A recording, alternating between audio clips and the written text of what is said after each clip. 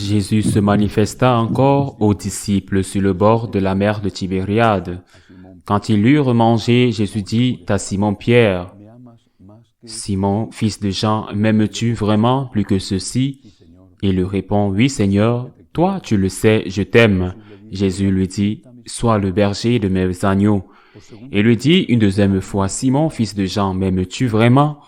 Il lui répond, « Oui, Seigneur, toi tu le sais, je t'aime. » Jésus lui dit, « Sois le pasteur de mes brebis. » Il lui dit pour la troisième fois, « Simon, fils de Jean, m'aimes-tu » Pierre fut peiné parce que la troisième fois Jésus lui demandait, « M'aimes-tu » Il lui répond, « Seigneur, toi tu sais tout.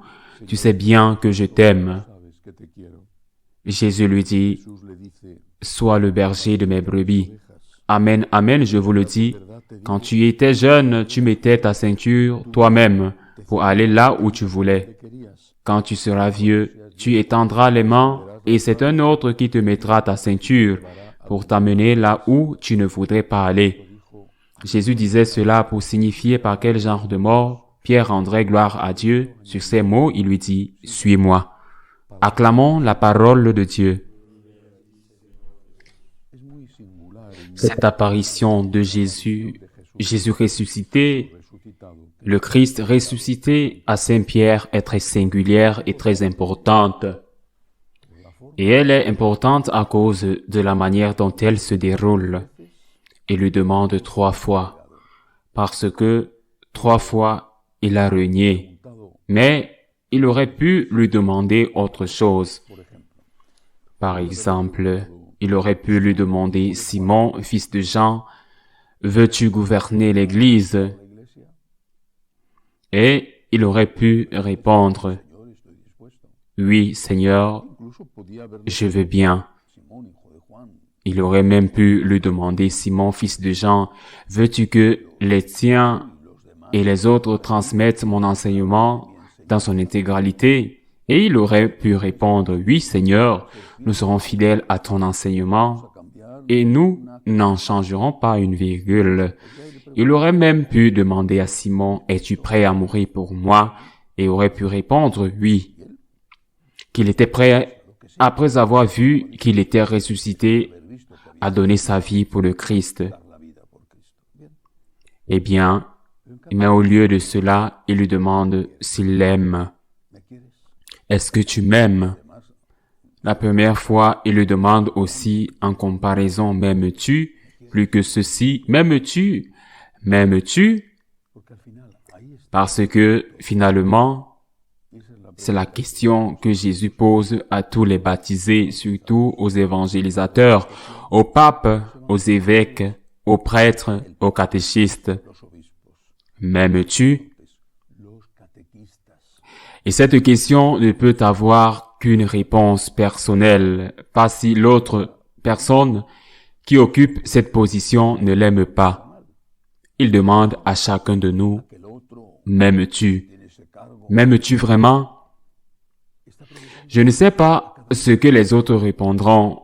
Moi, qui me pose chaque jour cette question, au nom de Jésus, je ne peux que répondre avec crainte et tremblement. « Seigneur, tu sais que je t'aime, mais tu sais combien peu je t'aime.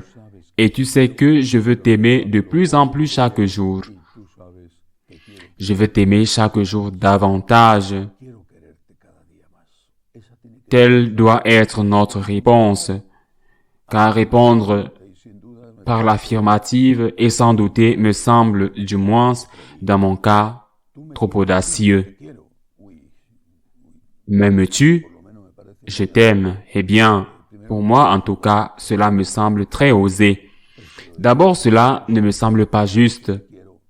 Dans mon cas, je préfère dire, « Seigneur, tu sais que je t'aime. Malheureusement, je t'aime un peu et je veux t'aimer de plus en plus chaque jour. » Et seulement, après avoir répondu de cette manière, seulement après cela, le Seigneur te donnera une tâche. Et c'est-à-dire, seulement cette personne qui a une relation personnelle avec Jésus, cette personne qui a une relation d'amour avec Jésus recevra une tâche.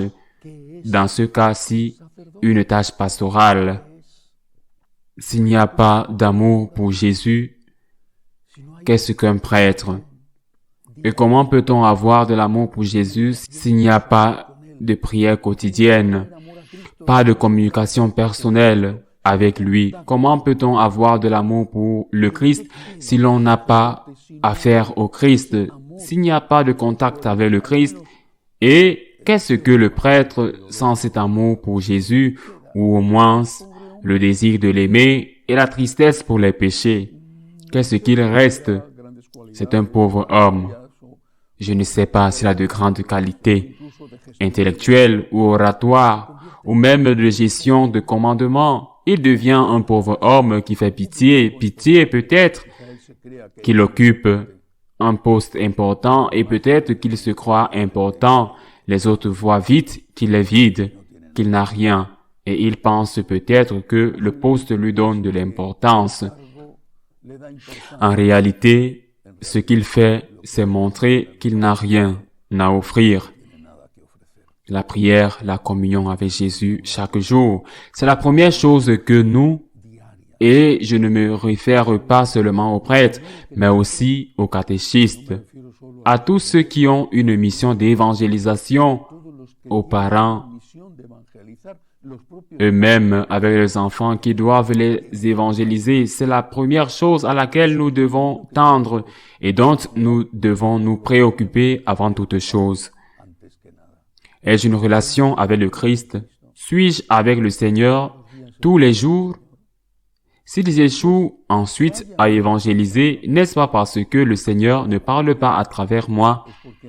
Parce que je suis une cloche qui sonne, mais je n'ai pas la charité, qui est d'abord et avant tout l'amour pour Dieu, pour le transmettre à d'autres, une fois que c'est là. Et c'est quelque chose que nous devons travailler tous les jours, parce que tous les jours, le Seigneur nous pose cette question. M'aimes-tu? Une fois que nous lui avons répondu, le cœur sur la main, avec crainte et tremblement, j'ai honte de te dire, Seigneur, combien je t'aime peu, mais je veux t'aimer de plus en plus chaque jour. Ensuite, le Seigneur demande à Saint Pierre, qui nous pose également 3 questions, comme Saint Pierre. Il nous envoie une tâche. Il est très significatif que ce que Jésus dit n'est pas désinvolte. Il ne parle pas pour le plaisir de parler. Il est très significatif qu'après la première réponse de Pierre, il lui dise « Paix mes agneaux ». Tandis qu'après les 2 autres réponses, il lui dit « Paix mes brebis ». Les Juifs n'étaient pas idiots, ils savaient faire la différence entre un agneau et une brebis et que, de plus, Jésus ne lui disait pas de paître des troupeaux sur les collines de Galilée. Il parlait d'êtres humains. En d'autres termes, les agneaux sont les enfants, les brebis sont les adultes. La première tâche que le Seigneur donne à Saint Pierre, après l'avoir interrogé sur son amour, c'est de s'occuper des mineurs, de s'occuper des enfants, de s'occuper de ceux qui sont plus fragiles, de s'occuper d'eux, d'être attentif à eux.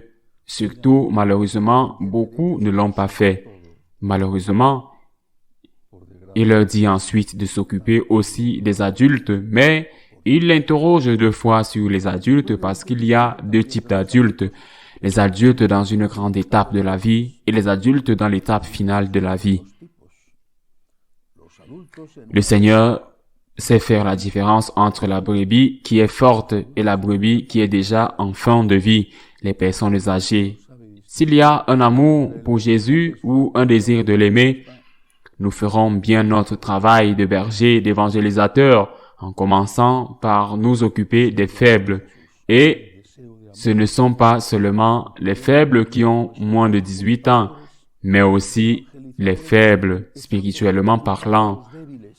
L'enfant qui n'a pas de formation et qui se laisse tromper en se faisant dire que ce qui est un mensonge est vrai et que ce qui ne l'est pas est la doctrine de l'Église. Mais posons-nous d'abord cette question. Que fais-je comme prêtre? Si je ne veux pas aimer Jésus et l'aimer chaque jour davantage, et s'il n'y a pas au moins ce désir honnête de l'aimer et de l'aimer intensément, s'il n'y a pas de désir d'aimer Jésus, comment vais-je évangéliser? Je me souviens que lorsque nous avons commencé notre paroisse à Madrid, nous sommes partis de zéro. Une bénédiction avec tant de dettes, nous devions tout. Mais nous avons commencé avec une idée très claire. Qui vont être les catéchistes? Ceux qui vont à la messe tous les jours, ou au moins ceux qui vont à la messe fréquemment. Parce que si vous n'avez pas une relation avec Jésus, si vous n'aimez pas le Christ, qu'allez-vous transmettre? Des idées, des concepts? C'est à cela que servent les livres. Le catéchiste doit transmettre son expérience de Dieu, c'est-à-dire son amour pour le Christ et l'amour qu'il éprouve de la part du Christ. Parce que cela n'est pas dans les livres, et de même, bien plus, le prêtre sans parler de l'évêque. Sinon, nous ne sommes qu'une façade. Disons à Jésus, Seigneur, je veux t'aimer chaque jour davantage. Pardonne-moi de t'aimer si peu. Pardonne-moi de ne pas pouvoir te donner ce que tu as le droit de recevoir. Mais je veux t'aimer chaque jour davantage avec ton aide, avec ta grâce. Ainsi soit-il.